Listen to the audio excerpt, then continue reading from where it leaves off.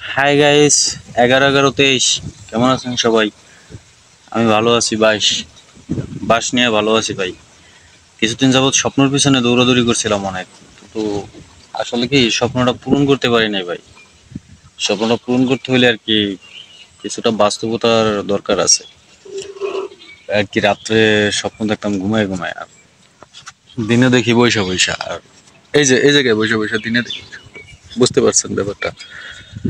তাই স্বপ্নের পিছনে না দৌড়াইয়া ভাই, স্বপ্ন রাইতে না দেখা যদি আমরা স্বপ্নটা বাস্তব করতে পারি তবে ভালো না?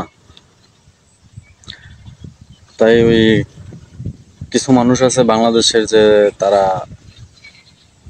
স্বপ্ন পূরণ করতে 2-4-5 লাখ টাকা ভাঙ্গিয়া তারপর বাহিরে যায়, বাহির মানে বিদেশ যায়, অন্য অন্য দেশে যায়। তারপরে কিছু মানুষ আছে ধরা খেয়ে আসে, মানে টাকা কোনোভাবে দিতে পারে না। আবার কিছু মানুষ আছে দালালে মার দিয়া দেয়। ভাইয়া দালালরা, মানুষের স্বপ্ন নিয়ে এরকম খেলেন না। উনি মানুষটা ছাড় দিতে পারে, কিন্তু আল্লাহ ছাড় দিবে না আপনারে ভাই। যে টাকা, যে স্বপ্নটা মাইরা খান, সেটা কিন্তু আল্লাহ ছাড় দিবে না। এই যেমন ধরেন, রাতে স্বপ্ন দেখছি কোটি কোটি টাকার মালিক আমি ভাই। সকালবেলা উঠে দেখি সেরা কাঁথাল, সেরা মশারি, সেরা বালিশ মাথার তলে। কেমন হবে তাই? স্বপ্ন আমরা দেখতে পারি, কিন্তু স্বপ্নটা বাস্তব করার জন্য কষ্ট করতে হবে। কষ্টটা কি? যেখানে থাকি সেখানে লাইগা থাকতে হয়। সেখানে যদি লাইগা থাকতে পারি তবে হয়তো একদিন ধরা দেবে। আজ কাল পরশু হয়তো দেখা গেছে 6 মাস, 1 বছর, 5 বছর পরে তো ধরা দিবে।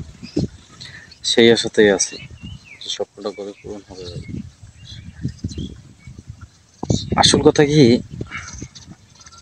মানুষ কত রকমের দেশে জানে না। কারো টাকা মেয়েরা তার নিজের স্বপ্ন পূরণ করতেছে, কারো জায়গা মেয়েরা তার নিজের স্বপ্ন পূরণ করতেছে, কেহ মানুষ মেয়েরা তার নিজের স্বপ্ন পূরণ করতেছে, কেহ কি বলবো, বড় লোকের মেয়ে উঠাইয়া নিয়ে বিয়া করে সে স্বপ্ন পূরণ করতেছে। তোমাকে আর আমার তো এই ধারণায় উদাহরণে আমি কি দিয়া স্বপ্ন পূরণ করবো? নাই সুন্দর চেহারা, নাই সুন্দর কণ্ঠ, নাই টাকা, নাই বাড়ি, নাই গাড়ি, কিভাবে করুম ভাই?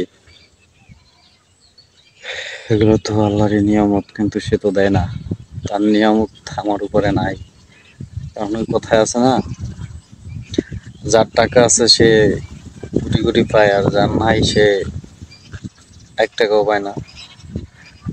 যার আছে যত বেশি তারে দেয় তত বেশি, যার মোটেও নাই তারে মোটেও দেয় না।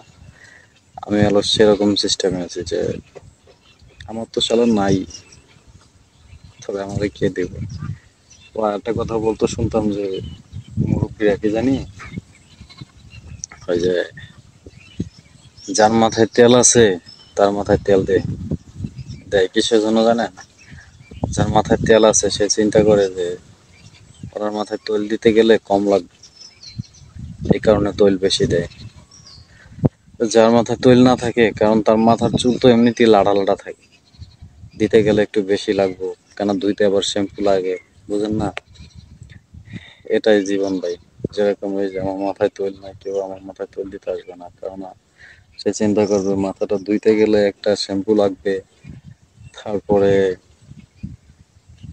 তেল দিতে গেলে বেশি লাগবে, নাহলে চিকচিক করবে না। এই তো, ওই যে টাকার কথা বললাম না, স্বপ্নের কথা, সেম কাহিনী ভাই। যেরকম মনে করেন, আল্লাহ স্বপ্ন ঠিকই দেখায় কিন্তু দেয় না। কারণ কি জানেন? সে চিন্তা করে যে ও তো নাই, ওরে দিয়ে লাভ কি? ওরে দিলে দেখা গেছে যে আপনার বেশি দাম লাগবে, বেশি না দিলে তোর মন ভরবে না। কিন্তু সে তো এটাও জানে যে তারে কম দিলেও তার মন ভরবে। ওই কিছু কিছু মানুষ আছে সেরকম, স্বপ্নটাকে মনে করেন ভাঙিয়া ফেলায় ডাইরেক্ট। চিন্তা করে যা চালা বৃন্দাবন যাবো এবার নকশাবন। তো চলে গেলাম। যদি ভালো লাগে একটা লাইক, কমেন্ট, একটা শেয়ার করবেন, আর চ্যানেলটাকে সাবস্ক্রাইব করবেন।